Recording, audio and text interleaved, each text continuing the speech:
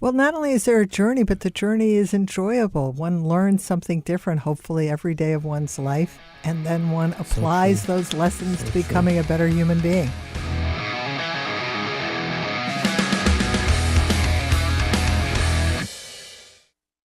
Joann, thank you for joining me here on Mind Your Business. And thank you for having me. Now, before we jump into, and I have so many fascinating questions about your new book, Earning It, Hard-Won Lessons from Trailblazing Women at the Top of the Business World.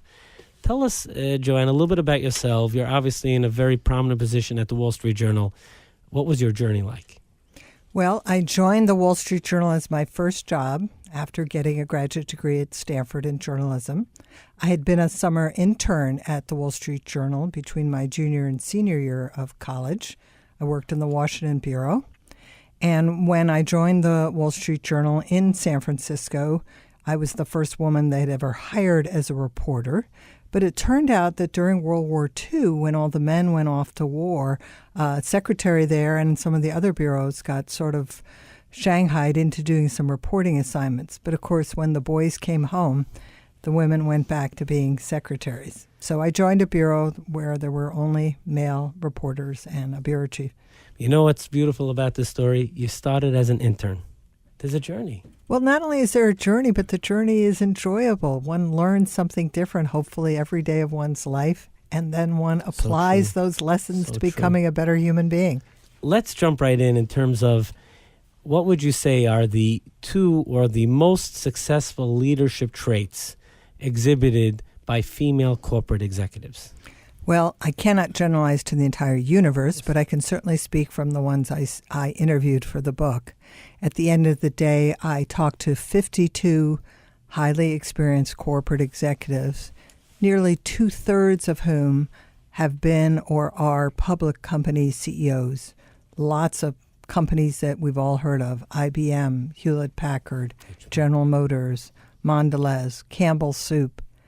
And those who were the most successful, I found, had two leadership traits in common. One was resilience, the ability to bounce back from a bad turn in their career, which everyone has experienced, men and women alike. And the second trait was related to that, and that's persistence. They were very focused when they had a goal in mind of making sure that they got the task done and had got the task done well. Again, despite, in some cases, some pretty formidable odds. And, of course, you have many examples about this in the book. Dozens. Any particular story you wish to share? Well, I think there's just lots of stories like this. I think one of the more telling one is the Ellen Kullman story, who was a rising star at DuPont, ultimately did become its chief executive, and at one point in her career was running a multi-billion-dollar P&L, a manufacturing operation, had thousands of employees. It was making a pigment that's used in paint, and the CEO asked her to start a totally new business for the company, safety consulting. Not something they had ever done before. It was going to take DuPont into areas that, frankly, they didn't really know anything about. And she asked the CEO when he presented this proposition, well, how many people will I have reporting to me? What's my team? What's my team? What are the resources? What will I get to get this going? And he basically said, it's up to you to figure out. He made no commitment to her as to, whether this would work or what he would do to make it work. And so she consulted a lot of people within the company, including her husband, who worked for DuPont at the time. Most of the people she asked were male colleagues, because that's who were there. And every single one told her she should turn it down, that this was, not something that would be good. But she is very persistent in terms of not walking away from a risky situation. And so she lost sleep for a couple nights. She went back to the CEO more than once to sort of understand better. And at one point she said to him, I need a get out of jail free card. Which, frankly, at the end of the day, if you're going to take a risky assignment, even if you're going to be persistent on trying to make it work, is a really good strategy. And so he promised her that if 6 months into launching this new business, it wasn't taking off, he would give her a lateral move to something comparable elsewhere within the company. She ran that business for several years. It was a huge success. She was asked later to do a similar venture, starting once again something new. And as I say, the rest is history. She succeeded that man as chief executive. Wow. We all know if someone's taking on something risky, there's a chance of failure. And people fear failure. Okay. Yet at the same time, those that are gutsy and take calculated risk, I'm not talking about, just, jumping off the cliff. Yeah, jumping off the cliff and doing stuff that just does not make any sense. But calculated risks, why is it important for ambitious managers to take risky assignments? Because it's how you get to show your stuff. And if I might, I'd like to share a relevant story from the book. Sure. It involved Dawn Lepore, who ultimately became chief executive of drugstore.com. Mm-hmm. This is a woman who never really expected to go into business. She was a music major. But luckily, when she got out of college, there wasn't a lot of demand for music majors. And so she ended up going into the whole computer arena. She, in her 20s, joined Charles Schwab Corporation as a manager in the information center and for this investment brokerage. She had an ambition to become someday the chief information officer, which was a huge role. It was running all of the information technology operations for the company.